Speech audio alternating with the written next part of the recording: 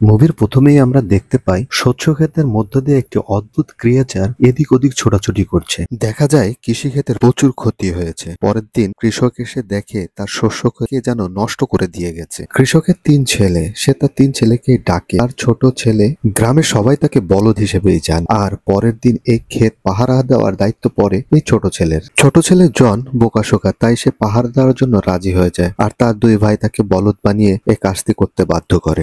জন শস্যক্ষেত পাহারা দেওয়ার জন্য রেডি হয়ে চলে আসে। সে যখন একা একা বসে ক্ষেত পাহারা দিচ্ছিল, হঠাৎ করে সে একটা আওয়াজ শুনতে পায়। জন আওয়াজ শুনে যখন খুঁজতে যায়, তখন সে তার সামনে দেখে বিশাল এক সাদা রঙের ঘোড়া দাঁড়িয়ে আছে। সাদা রঙের এই বড় ঘোড়াটি দেখে জন অবাক হয়ে যায় এবং সে বুঝতে পারে তাদের এই শস্যক্ষেত এই ঘোড়াই নষ্ট করেছে। জন তখন এই ঘোড়াটিকে ধরার জন্য একটি ফাঁদ তৈরি করে এবং ফাঁদটিতে ঘোড়াটিকে আটকিয়ে ফেলে। ঘোড়াটি দৌড়াতে শুরু করে, জন দড়ি ধরে রাখে। ঘোড়াটিকে সে ধরে রাখতে পারে না, ঘোড়াটি তাকে নিয়ে দৌড়াতে থাকে, যে কারণে শস্যক্ষেতের অনেক ক্ষতি হয়। এক পর্যায়ে ছুটতে ছুটতে ঘোড়াটি একটি পুকুরে গিয়ে পড়ে। ঘোড়াটি পুকুরে ডুবে যাচ্ছিল, এটা দেখে জনের খুব মায়া হয়। এরপর জন তাকে বাঁচানোর জন্য আপ্রাণ চেষ্টা করে। এক পর্যায়ে জন তাকে কুয়া থেকে তুলে ফেলে। ঘোড়াটির মায়াবী মুখ দেখে জনের খুব মায়া হয়। এজন্য জন ঘোড়াটিকে ছেড়ে দেওয়ার ডিসিশন নেয়, কিন্তু তাকে ছাড়ার আগে প্রমিস করায় যেন সে আর কখনো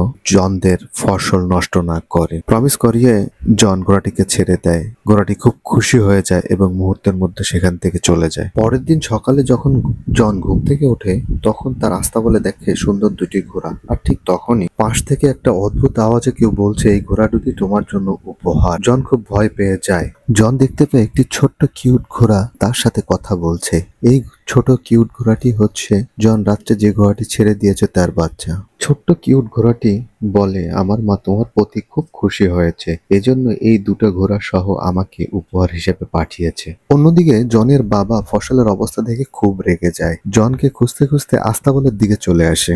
জন তখন আস্তাবলের পিছনের দরজা দিয়ে পালিয়ে যাওয়ার চেষ্টা করে। ঠিক তখন ঘোড়াটি এসে বলে তার পিঠে উঠতে। ঘোড়াটি তার পিঠে নিয়ে বিদ্যুতের চেয়েও দ্রুত গতিতে দৌড়ে অনেক দূরে চলে যায়, যা দেখে জন খুব অবাক হয়। এরপর জনের মনে পড়ে সে বড় ঘোড়া দুটি আস্তাবলে ফেলে এসেছে। ছোট ঘোড়াটি একটি জোরে শীষ দেয়, যা শুনে বড় ঘোড়া দুটি চলে আসে। জন এই বড় ঘোড়া দুটিকে বিক্রি করতে চায়, এজন্য সে একটা বাজারে চলে আসে। সবাই তাকিয়ে থাকে ঘোড়া দুটির দিকে, সবাই কিনতে চায় এই 2টি ঘোড়াকে। ছোট্ট ঘোড়াটি একটি লোককে দেখিয়ে বলে জনকে তার কাছে বিক্রি করতে। তার ঘোড়া দুটিকে রাজার কাছে বিক্রি করবে, এজন্য সে রাজার কাছে নিয়ে যায়।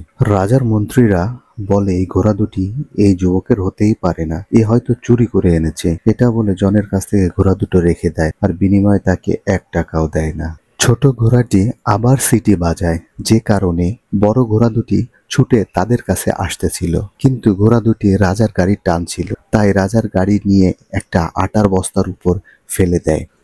আটার মধ্যে পড়ে রাজার অবস্থা খুবই হাস্যকর হয়ে যায়। তারপরও সে জনকে কিছু বলে না, কারণ প্রজাদের সামনে সে জনকে কোনো শাস্তি দেয় না, উল্টো জনকে ঘোড়ার দাম দিতে চায়। তখন মন্ত্রীরা বলে, ওকে ঘোড়ার দাম না দিয়ে আমাদের সাথে কাজে রেখে দেন। তখন রাজা এই ঘোড়া দুটো দেখাশোনার কাজে তাকে রেখে দেয়। জন তার কাজ ও পরিশ্রমের কারণে জনগণের কাছে খুব জনপ্রিয় হয়ে ওঠে, যেটা রাজার পছন্দ হয় না। রাজার মন্ত্রী রাজাকে বুদ্ধি দেয়, জনকে এমন কোনো কাজ দিতে হবে যেটা জন করতে পারবে না, আর যার জন্য আমরা ওকে মেরে ফেলবো। এরপর মন্ত্রী বলে রাজাকে, আপনি জনকে ফায়ারবার্ড আনতে বলুন, যে কাজটা এ পর্যন্ত কেউ করতে পারেনি, আর জনও পারবে না, যে কারণে তাকে আমরা ফাঁসি দিয়ে মেরে ফেলতে। রাজা একথা শুনে জনের কাছে চলে যায় এবং তাকে ফায়ারবার্ড আনার কথা বলে। জনও তাতে রাজি হয়ে যায়, কিন্তু ছোট্ট ঘোড়া তাকে বলে, তোমার রাজার কথায় একদমই রাজি হওয়া উচিত হয়নি, কারণ এই ফায়ারবার্ড আনা এত সোজা কাজ নয়। এই পর্যন্ত যারাই এই ফায়ারবার্ড আনতে গিয়েছে কেউ আর ফিরে আসেনি। যেহেতু জন রাজাকে কথা দিয়ে ফেলেছে, সে আর পিছু হাঁটতে পারেনি। এরপরে ছোট্ট ঘোড়াটি তাকে একটি জঙ্গলের দিকে নিয়ে যায়, যেখানে কিছু বাদাম পাওয়া যায়, আর এই বাদামটা ফায়ারবার্ড খেতে পছন্দ করে। সে জনকে বলে এই বাদামটা যখন ফায়ারবার্ড খায় তখন সে ঘুমে আচ্ছন্ন হয়ে যায়, আর ঠিক তখনই আমরা তাকে ধরে সহজে নিয়ে আসতে পারবো। এরপরে আমরা দেখি জন আর ছোট্ট ঘোড়াটি পৌঁছে গেছে ফায়ারবার্ড যেখানে থাকে ঠিক ওই স্থানে। তারা বাদামগুলিকে বালুতে ছড়িয়ে দেয়, অপেক্ষা করতে থাকে ফায়ারবার্ডের জন্য। কিছুক্ষণ পর দেখা যায় বালুর নিচ থেকে আলোক রশ্মি চমকাচ্ছে। এবং ফায়ারবার্ড বাদামের গন্ধ শুকে চলে আসে। ফায়ারবার্ড মজা করে সব বাদামগুলো খেয়ে ফেলে এবং আস্তে আস্তে সে বাদামগুলো খেয়ে ফায়ারবার্ডের প্রচন্ড ঘুম চলে আসে। ঠিক তখনই জন যায় ফায়ারবার্ডকে ধরতে, আর ফায়ারবার্ড তাকে তাড়া শুরু করে। এক পর্যায়ে পুরো আইল্যান্ডটাই পুড়ে ফেলে দেয়। এর মধ্যে জনের হাতে যে লাস্ট বাদামটা ছিল ওটা সে দিয়ে দেয় ফায়ারবার্ড, আর ফায়ারবার্ড ওটা খেয়ে ঘুমিয়ে পড়ে। এরপর জন তাকে লোহার শিকল দিয়ে বেঁধে ফেলে। এরপরে ফায়ারবার্ডের যখনই ঘুম ভাঙে সে উঠে তার এই অবস্থা দেখে কাঁদতে থাকে। এটা দেখে জনের খুব মায়া হয় আর তাকে ছেড়ে দেয়। সে তো খুব খুশি হয়ে যায় এবং উড়ে যায়। যাওয়ার সময় তার একটা পালক জনকে দিয়ে যায়। তখন ঘোড়াটি বলে যে তুমি যে তাকে ছেড়ে দিলে এটা রাজা জানতে পারলে তোমাকে তো মেরে ফেলবে।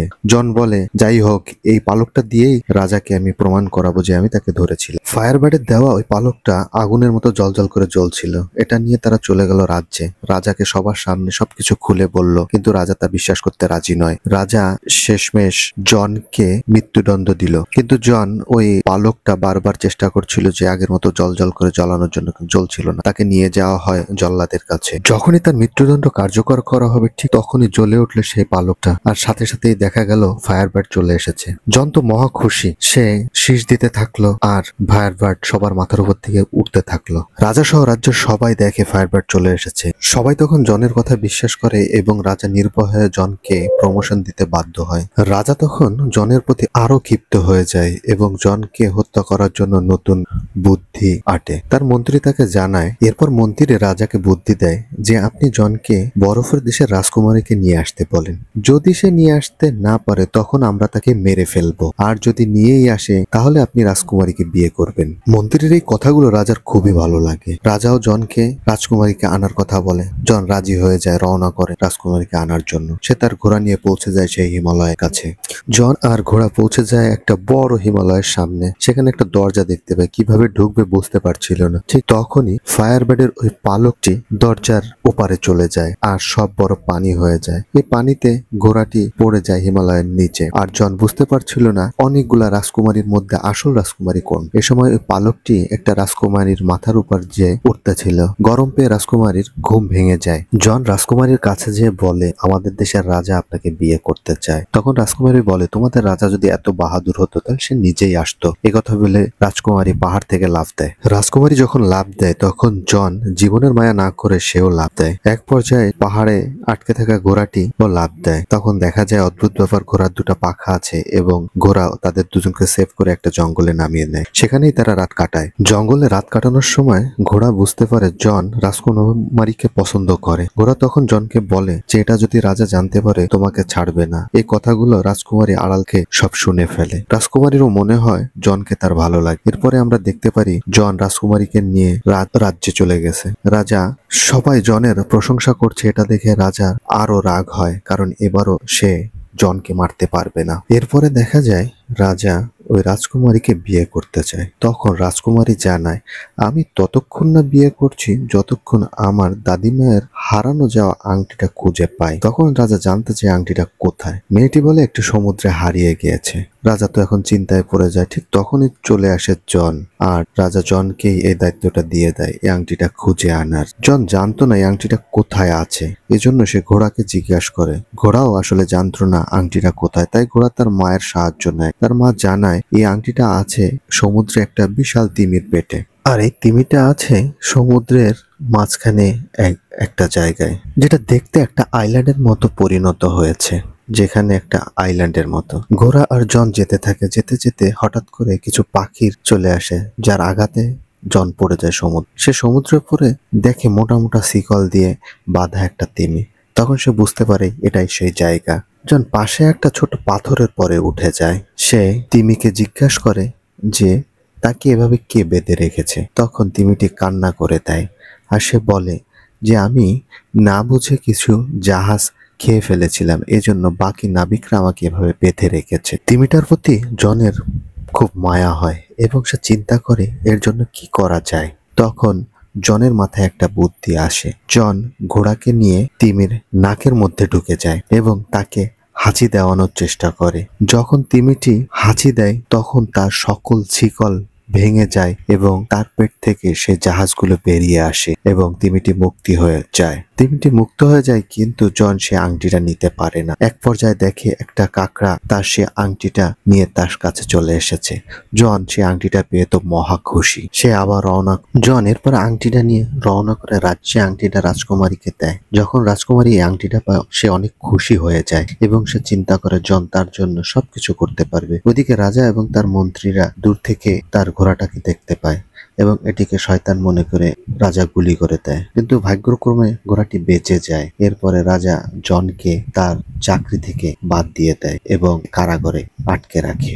রাজা জনকে আটকে রেখে পুরা রাজ্যে ঘোষণা দিয়ে দেয় কিছুদিনের মধ্যে জনকে মৃত্যুদণ্ড দেওয়া হবে। এটা শুনে রাজকুমারী একটা বুদ্ধি সে রাজাকে বলে, আমাকে বিয়ে করতে হলে 3টা বড় পাতিলে তোমাকে গোসল করতে হবে। একটায় থাকবে একদম ঠান্ডা পানি, একটায় থাকবে ফুটন্ত গরম পানি ও আর একটায় থাকবে দুধের ভরা, যেটা করলে তুমি আবার যুবকে পরিণত হবে। এটা শুনে রাজার মন্ত্রী বলে এটা করার আগে জনকে দিয়ে করাতে হবে। রাজকুমারী এটা শুনে ঘোড়ার কাছে যায় এবং সবকিছু খুলে বলে। রাজকুমারী বলে তার দাদির আংটি গরম পানিতে দিতে হবে, আর ঠান্ডা পানিতে ফায়ারবার্ডের পালক দিতে হবে, আর লাস্ট দুধের পাতিলে দিতে হবে একটা ফ্লাওয়ার। ঘোড়া তো দুটা চেনে, কিন্তু লাস্টের যে ফ্লাওয়ারটা সেটা সে চিনতে পারছিল না। যেহেতু ঘোড়াটি জানতো না এই ফুল সম্পর্কে, সে রাজকুমারীর কাছে জিজ্ঞাসা করে। রাজকুমারী তাকে বলে এই ফুলটি আছে পৃথিবীর শেষ প্রান্তে। তখন ঘোড়াটি ছুটতে থাকে বিদ্যুৎ গতিতে, পৃথিবীর শেষ প্রান্তে সে পৌঁছে যায় আর সেই ফুলটি সে পেয়ে যায়। আর সে জানতে পারে এই ফুলটি যে তুলবে সে মারা যাবে, তাই সে কিছু চিন্তা না করে তার বন্ধুকে বাঁচানোর জন্য সেই ফুলটি তুলে নেয়। এরপরে আমরা দেখতে পারি রাজ্যে ব্যবস্থা করা হয়েছে 3টা বড় বড় পাত্র। একটায় ফুটন্ত গরম পানি, দ্বিতীয়টায় ঠান্ডা পানি বরফের মতো, আর তৃতীয়টায় ফুটন্ত দুধ। জনকে নিয়ে আসা হয় সেখানে এবং জনকে বলা হয় যদি সে এই 3টা পরীক্ষায় পাশ করে তাহলে তাকে ছেড়ে দেওয়া হবে। রাজা জনকে ফেলে দেয় ফুটন্ত গরম পানির মধ্যে। তখনই রাজকুমারী তার দাদির ওই আংটিটা গোপনে ফেলে দেয় ওই পাত্রের মধ্যে। রাজকুমারীর ওই আংটিটা ফেলার কারণে জন ফুটন্ত গরম পানি থেকে চলে যায় ঠান্ডা বরফ পানিতে। এটা দেখে ফায়ারবার্ড খুব চিৎকার করে, যেটা শুনে তার ওই পালকটি ছুটে এসে পড়ে ওই ঠান্ডা পাত্রে। এরপরে ঠান্ডা পাত্র থেকে জন বেঁচে যায়, গিয়ে পড়ে দুধের গরম পাত্রে। এখন অনেকক্ষণ হয়ে যায়, জন ওঠে না। প্রজারা খুব কষ্ট পায়, তারা মনে করে জন আর বেঁচে নেই, কারণ প্রজারা জনকে খুব ভালোবাসতো আর জন খুব ভালো মানুষ। এরপরে দেখা যায় ঘোড়া নিয়ে এসেছে সেই ফুল এবং সেই ফুল যখন ওই পাত্রে ফেলা হয় তখন জন একজন রাজকুমারের পোশাকে বেরিয়ে আসে ওই পাত্র থেকে। এসব দেখে লোভী রাজাও চিন্তা করে সেও লাভ দেবে। লোভী রাজা তার জামা কাপড় খুলে প্রথম পাত্রে লাভ দেয়।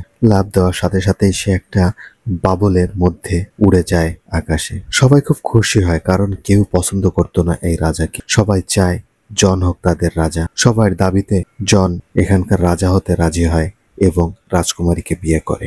এদিকে ঘোড়া ভেবেছিল সে মারা যাবে, তখন রাজকুমারী হেসে দিয়ে বলে, না, এটা তোমার জন্য একটা পরীক্ষা ছিল যাতে তুমি পাশ করে গিয়েছো। তো বন্ধুরা, কেমন লাগলো আজকের গল্পটা কমেন্ট করে নিশ্চয়ই জানাবেন। লাইক আর সাবস্ক্রাইব করতে ভুলবেন না। আমি নিয়ে আসবো আপনাদের জন্য নতুন নতুন মুভির গল্প। তো ভালো থাকুন। আল্লাহ হাফেজ।